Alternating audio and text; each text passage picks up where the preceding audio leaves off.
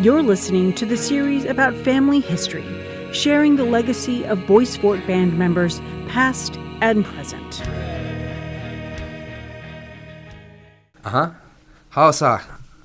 Bimba tu mishadim dishnakaz, minawa Nick DeShaw, Jaganashimo, Mikiziundu Dame, and Dunjba Wasa Janakade Mishigaming, minawa Nongom, and Kakabe Kong, Apachiko and Migwachwendum, Jayanoma.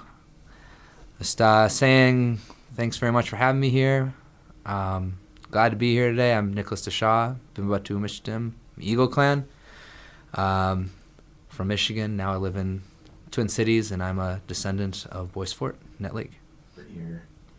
Yeah, absolutely. So I can trace my Bois Forte lineage back to, I think, the 1850s. That's as far back as we have on the official records. And those ancestors of mine, their names were Memeno Goneash and Wendabanoki, husband and wife. And they're the last I know that had only Ojibwe names. After that, I'm not sure where this came from, but the family name became Brown. And I don't know where that name came from because neither of those names have Brown in them in their Ojibwe meaning.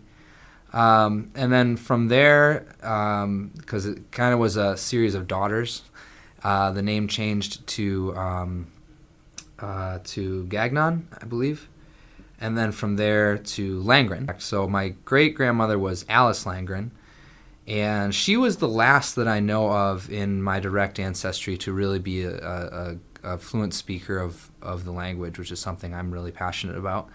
She was sent to Haskell back when it was a boarding school.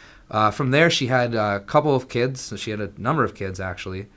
One was my great-grandfather, Charles Langren, and he was sent to the Net Lake boarding school with his brother Ernie, or Ernest, known as Ernie. And they actually hopped a train and ran away from it when they were 8 years old. And I believe that she sent them back, but they ran away again, and she stopped sending them that. And that was kind of when I learned that story, that was kind of an eye-opening thing because I didn't know that my family had been so directly affected by the boarding school experience, and it kind of opened my eyes a little bit to some of the stories I've heard about him. He was a tough. He wasn't the greatest father, from what I hear. He was a better grandfather, but he was still very, very loved. He had many of his own challenges, as many of our ancestors do. My dad would always tell me this really funny, I thought it was a really funny story. He'd go up from Duluth in Wisconsin. They'd go up and visit Grandpa Charles, and he didn't like stopping for red lights, I guess. So he'd lean back to my dad and my uncle and say, "Close your eyes," and just drive right through red lights just all the time, I guess. So my dad always liked telling that story, and my dad always had a lot of love and affection for his grandfather.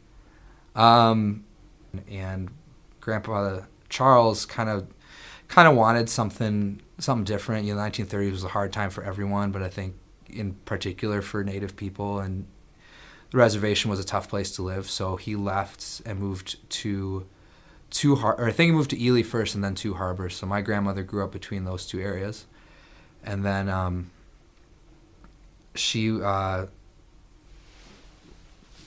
on from there to Duluth, I believe, and she went to St. Scholastica and became a nurse, and was very passionate about nursing, very passionate about children and healthcare. Especially, she always took care of us when we were young. When I was young, she was really one of the first ones to take care of us. And I don't know about traditional belief systems in my family so much. My family pretty much, as far as I know, has been Catholic. My grandmother lived and died as a Catholic, and she really believed strongly and in a good way. It wasn't something that she used kind of as a weapon that some people can, But yeah, absolutely. So I think my family is really an example of someone who progressively tried to get away from that part of your heritage.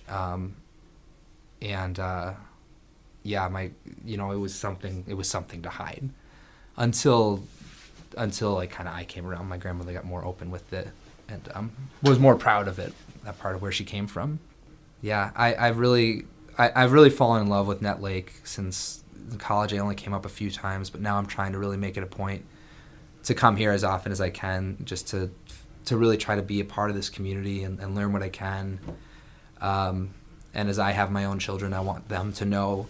I don't want them to have, or to have the same questions I had. I want them to know, no, my family comes from Nett Lake. We are Anishinaabe. This is where we're from. I'm proud of it. I know this place, and I can go there, and I know I have a home, and I have a heritage that is to be celebrated, to be very proud of. The Family History Series is brought to you by the Nett Lake Radio Project and the Minnesota Arts and Cultural Heritage Fund.